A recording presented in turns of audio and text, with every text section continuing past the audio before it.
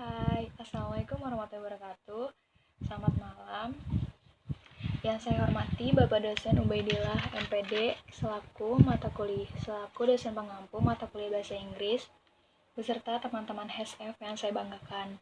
Pertama-tama kita panjatkan puji syukur kepada Allah Subhanahu wa taala yang telah memberikan kita beribu-ribu nikmat, terutama nikmat iman, Islam, sehingga kita bisa melaksanakan pembuatan video untuk menyampaikan materi yaitu tentang pronoun. Salawat dan salam marilah kita panjatkan kepada junjungan kita Nabi Muhammad SAW. Baiklah, izinkan saya untuk memperkenalkan diri. Nama saya Mutia Rizkyani. Saya dari kelompok 7. Saya akan membacakan tentang pronouns. Pronoun merupakan salah satu unsur dalam part of speech yang berfungsi sebagai kata ganti benda. Walaupun diganti sebagai kata benda, kata yang digantikan ini bisa berupa orang, hewan, ataupun benda. Tidak hanya itu, pronoun itu penting adanya guna menghindari repetisi kata di sebuah kalimat. Contoh, kata ganti ibu merupakan dia dalam bahasa Indonesia. Tetapi dalam bahasa Inggris, ibu menjadi si. Kalau pakai si, kata ibu tidak akan terulang lagi. Selanjutnya, ada first pronoun. Yang A itu reading, yang B itu speaking, yang ketiga itu grammar. Nah, yang bagian grammar itu ada pronoun sama kinds of pronoun. Kinds of pronouns itu seperti macam-macam, bagian, atau jenis-jenis pronoun. Jenis-jenisnya itu ada 4 yang akan dibacakan nanti sama teman-teman saya. Yang pertama itu ada personal pronoun, yang kedua itu possessive adjective, yang ketiga itu possessive pronoun, yang keempat itu reflexive pronoun. Selanjutnya bagian pronoun. Pronoun or nouns are words that are often chosen to replace object. This pronoun serves to avoid repeating the thing which previously mentioned in a sentence. Contohnya atau example, Teguh comes to school in the morning. Teguh tiba di sekolah pagi ini.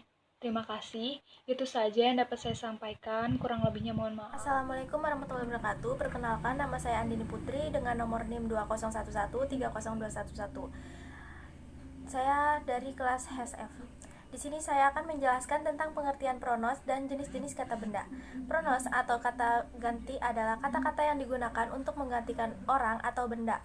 Ada 5 jenis kata ganti orang, yaitu yang berfungsi sebagai subjek, sebagai objek, dan sebagai adjektif, untuk menyatakan kepunyaan dan untuk menyatakan refleksi diri.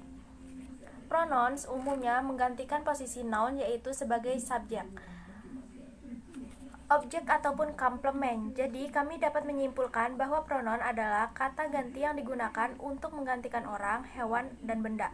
Kata ganti dalam bahasa Inggris, pronouns adalah kata-kata yang digunakan untuk menggantikan kata benda atau nouns. Kata benda dapat berupa manusia, hewan, tempat, dan konsep abstrak. Tujuan dari penggunaan pronouns bisa disebabkan oleh banyak hal, seperti agar lebih singkat sebuah nama tidak disebutkan berulang-ulang di dalamnya sebuah kalimat dan efektivitas sebuah kalimat. Jenis-jenis kata benda. Dari sekian banyak unsur kalimat bahasa Inggris, hal yang terpenting ketika menyusun sebuah kalimat bahasa Inggris adalah subjek dan predikat. Subjek itu sendiri juga terdiri dari berbagai macam jenis. Salah satunya adalah yang kita kenal dengan kata ganti pronoun. Kata ganti dalam bahasa Inggris, pronoun adalah kata-kata yang digunakan untuk menggantikan kata benda atau noun yang mencakup banyak manusia, hewan, tempat, barang, ide, dan lain sebagainya. Fungsi daripada kata ganti ini adalah untuk menghindari pengulangan nama di setiap kalimat untuk menghindari ketidakefektifan kalimat.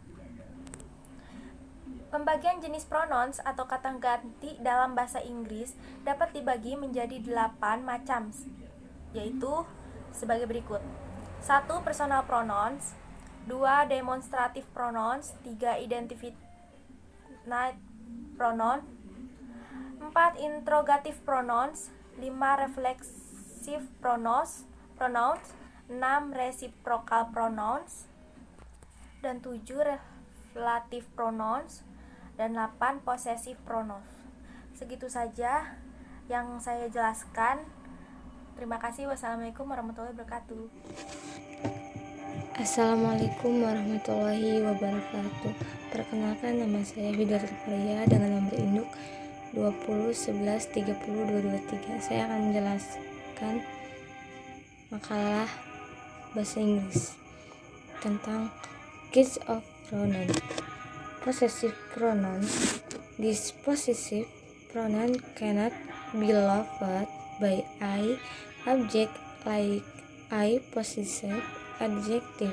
This type of pronoun will identify the object completely after the object has been disqualified before or the subject has been understood by the speaker or the interlocution. The position of the possessive pronoun can be as a subject or as an subject in I instance I between the possessive pronoun is mine, hers, him, hers, possessive adjective and possessive pronoun. As an example, mine, my, non, my books, your noun, your schedule, hers, her, noun, her program. Saya akan menjelaskan materi yang kedua. Case of pronoun, reflexive pronoun. The reflexive pronoun is used when the subject does a job for himself and insists that the job is done by himself. For example, John bought the seat himself and John bought the seat for himself. These two stanzas have different meanings and also the same reflexive pronoun, but the position of the reflexive pronoun is different. As an example, 1. John himself by T-shirt cloth his himself up after subject. John sendiri yang membeli baju itu. Buka kurung penegasan subjek. 2. John buys himself T-shirt cloth his himself after verb. Artinya, John membeli baju untuk dirinya sendiri. Buka kurung penegasan kata kerja. Baik, itu saja dari saya. Terima kasih. Wassalamualaikum warahmatullahi wabarakatuh. Assalamualaikum warahmatullahi wabarakatuh. Perkenalkan, nama saya Resa Salmaninda. Nomor NIM saya 201130246. Saya kelas F, jurusan Hukum Ekonomi Syariah. Jadi di sini saya akan membahas sedikit tentang pronouns, yaitu fungsi kata benda dan kalimatnya. Kata ganti dalam bahasa Inggris atau pronouns berfungsi sebagai pengganti kata benda, baik itu benda mati maupun benda hidup. Jadi ada 4 jenis pronouns yang dirangkum menjadi satu agar lebih mudah memahaminya, yaitu tentang personal, possessive, refleksif, dan intensif. Yang pertama yaitu personal, contohnya yaitu I sebagai subjektif dan me sebagai objektif. Yang kedua yaitu contohnya tentang possessive. Contoh dari possessive yaitu mine, dan contoh reflektif dan intensif adalah myself. Begitupun seterusnya seperti ours, by myself. Terus kata ganti personal dalam bahasa Inggris terbagi menjadi 2 kategori berdasarkan perannya dalam kalimat. Yang pertama sebagai subjek, yang kedua sebagai objek. Contoh yang sebagai subjektif personal pronoun yaitu seperti I, you, we, they, she, he, it. Nah, itu adalah kata ganti untuk benda yang berperan sebagai subjek dalam sebuah kalimat. Yang kedua yaitu yang objektif, yaitu contohnya me, you, them, us, here, him, dan it. Dan itu adalah kata ganti untuk benda yang berperan sebagai objek dalam sebuah kalimat. Dan yang kedua yaitu tentang pembentukan plural pronoun.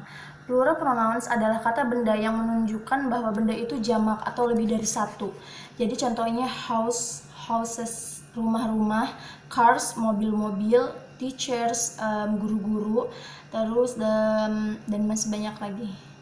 Dalam plural nouns ini dibentuk dari singular nouns dengan cara menambahkan huruf s, es, dan ies. Nah, pada kata tunggal ini dapat dihitung. Sedangkan kata kerja batunya yaitu menggunakan kata are atau were. Oke, next, di sini juga ada beberapa contoh kalimat. Yang pertama yaitu kalimat the simple present tense yang berbentuk verbal yang menggunakan kata kerja bentuk pertama tanpa menggunakan atau tambahan es dan s. Contohnya di sini ada many people follow the exams, my mom and I don't want to go there, two ladies walk on the stage. Yang kedua yaitu pola kalimat the simple present tense bentuk nominal. Contohnya yaitu 3 mice in the roof, many students aren't on time. Yang ketiga selanjutnya yaitu ada kalimat the simple past tense yang berbentuk nominal yang menggunakan to be, were. Contohnya yaitu many children were late, two bottles of water were empty. And then yang keempat yaitu ada pola kalimat the present perfect tense yang berbentuk verbal dan nominal, dan kata kerjanya itu yang digunakan adalah have. Dan contohnya di sini ada there are many contestants who have wait the opening ceremony. Dan mungkin itu saja materi yang bisa saya dan teman-teman saya sampaikan. Kurang lebihnya mohon maaf. Wabillahi taufiq wal hidayah. Wassalamualaikum warahmatullahi wabarakatuh.